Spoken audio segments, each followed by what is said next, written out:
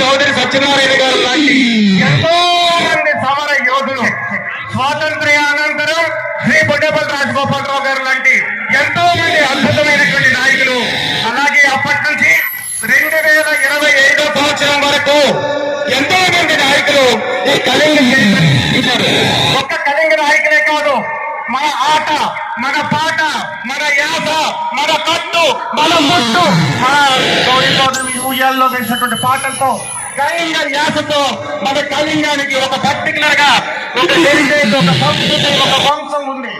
కానీ ఇప్పుడు భారతదేశం అంతా కూడా మోడర్నైజ్ అయిపోతుంది.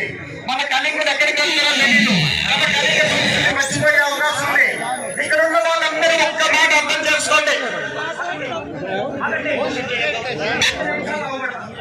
దీన్ని అర్జెంట్ గా మన కళింగ వెబ్సైట్ పెట్టి, కళింగ వెబ్సైట్ లో ఈ డాక్యుమెంటరీస్ అన్ని పెట్టాలని చెప్పి మా యాక్షన్ కమిటీ నిర్ణయం తీసుకుంది.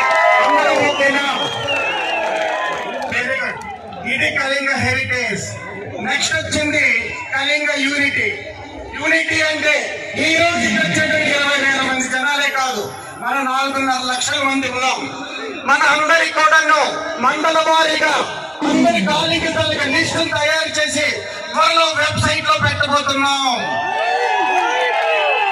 ఈ రోజు ఇక్కడ వచ్చినటువంటి రాజకీయ నాయకులే కాదు, ఎంతో మంది వైద్యులు ఉన్నారు, లాయర్లు ఉన్నారు, న్యాయ నిర్ణేతలు ఉన్నారు, జడ్జిలు ఉన్నారు, కంప్యూటర్ సైంటిస్టులు ఉన్నారు, ఇలా ప్రపంచం నలుమూలలో ఉన్నారు. వాళ్ళందరి లిస్ట్ మన కంప్యూటర్ వెబ్సైట్ లో పెట్టి ఇక్కడున్న ప్రతి కాలిక వ్యక్తి కూడా చేరువయ్యేటట్టు చేయడానికి మీరందరూ సమ్మతమేనా? చివరి పాయింట్ వెల్ఫేర్. ఇక్కడున్న ప్రతి ఒక్కరు వాళ్ళ గుండె చేసి చెప్పండి. ఈ రోజు బీసీఏ రిజర్వేషన్, ఈవేళ బీసీఏ రిజర్వేషన్ మనం కాలింగ వాడివి. నేను కాలింగ రిజర్వేషన్ లో డాక్టర్ అయ్యానని చెప్పి చాలా గొప్పగా చెప్తుంటాను.